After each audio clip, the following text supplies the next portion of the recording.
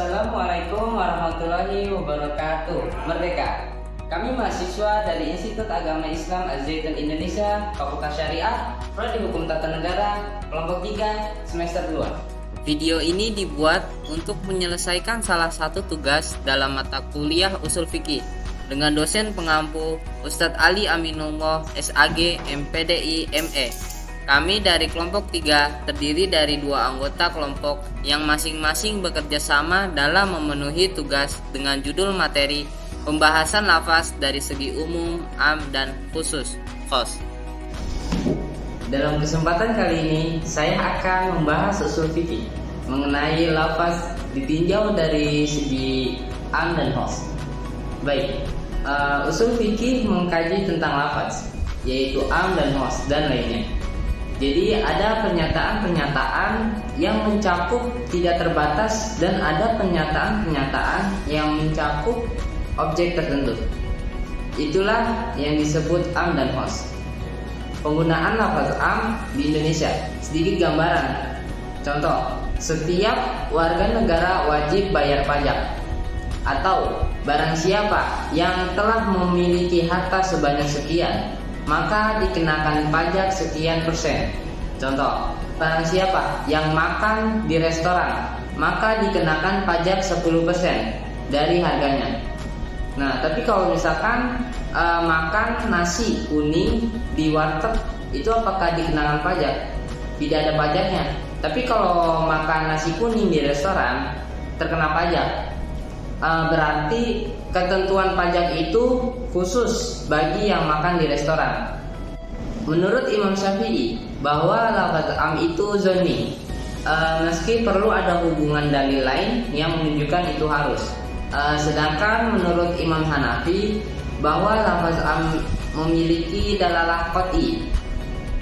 Kembali ke pengertian am, yaitu suatu benda yang mencakup umum, mencakup seluruh objek, mencakup objek tertentu, dan mencakup makna yang lebih dari satu. Itulah yang disebut am. Secara garis besar, lafaz am ada 4 jenis. Ketika suatu lafaz itu mengandung 4 ciri ini, maka secara teori itu adalah am. Lafaz itu mengkaji tentang nas, lafaz-lafaz hukum, sumber-sumber hukum. Secara garis besar, lafaz am terbagi menjadi 4 jenis.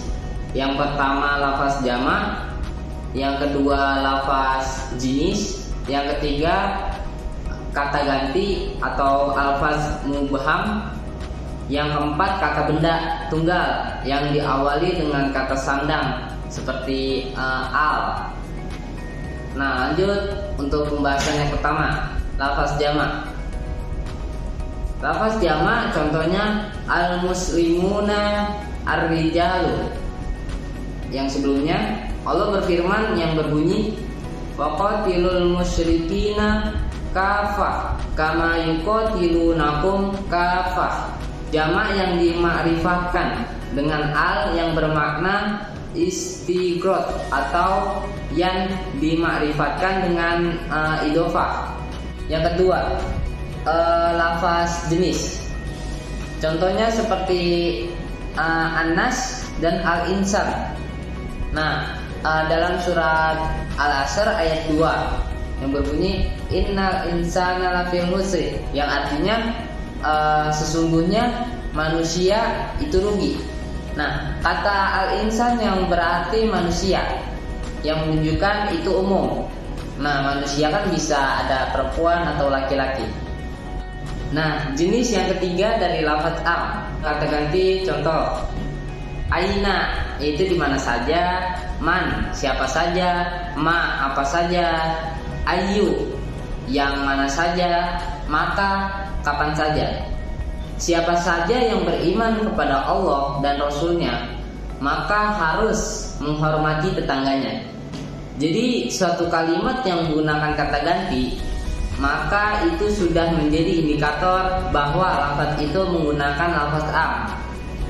Di dalam teks hukum, barang siapa yang mengendarai kendaraan di atas 80 km dikenakan tilang elektronik. Ciri yang keempat menunjukkan bahwa itu am.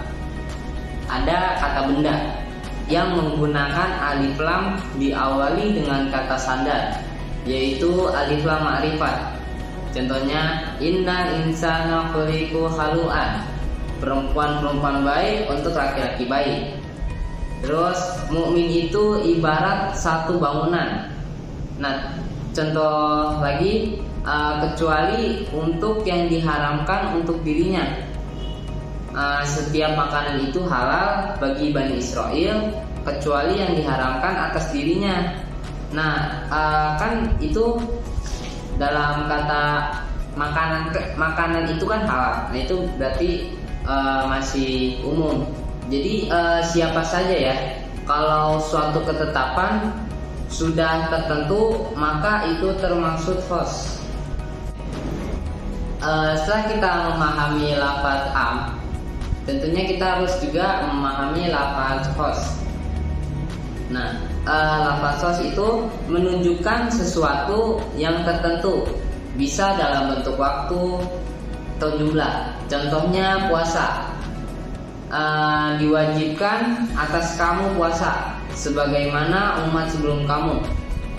Nah, dari ayat tersebut tidak dibatasi waktu, berarti puasa itu wajib ya. Akan menjadi host tatkala dijelaskan oleh ayat selanjutnya, yaitu ayat 183. Kan tadi Al-Baqarah ayat 183. Nah, akan menjadi host pada ayat selanjutnya, itu ayat 184. Diwajibkan atas kamu puasa pada bulan Ramadan. Jadi puasa yang wajib itu pada bulan Ramadan karena sudah ada ketentuannya di bulan Ramadan. Tapi kalau misalkan kita puasa di bulan Dzulhijjah atau yang lain itu tidak wajib. Khos itu ketika sebuah lafaz atau sebuah ayat yang ada taksis sesuatu tertentu, baik bilangan, waktu atau orang. Seseorang melakukan pelanggaran haji. Jika kamu melakukan sebuah pelanggaran haji, maka hendaklah engkau memerdekakan budak atau menyembelih seekor kambing, atau kamu puasa 3 hari ketika di Mekah dan 3 hari ketika kamu pulang ke kampung halaman. Sudah jelas ya. Kalau kamu melakukan pelanggaran haji, maka kamu harus kena denda. Nah, khos itu sudah ada penjelasan secara spesifik, baik tentang waktu dan tempat atau objeknya sekalipun. Selanjutnya kesimpulan. Menurut Imam Syafi'i, dikatakan dalalahnya atau penunjukan hukumnya itu qot'i, manakala kalimat itu adalah khos, maka belum bisa dikatakan dalalatul qot'i kalau masih am. Kalau kata Ustadz Ali, kalau kamu berbuat mesti maksimum agar hasilnya berkualitas. Lafaz am artinya umum, menunjukkan objek yang tak terbatas. Sedangkan khos itu objeknya sudah khusus atau memiliki ketentuan yang menunjukkan pada waktu, tempat, dan jumlah. Sekian, walhamdulillahirabbil alamin.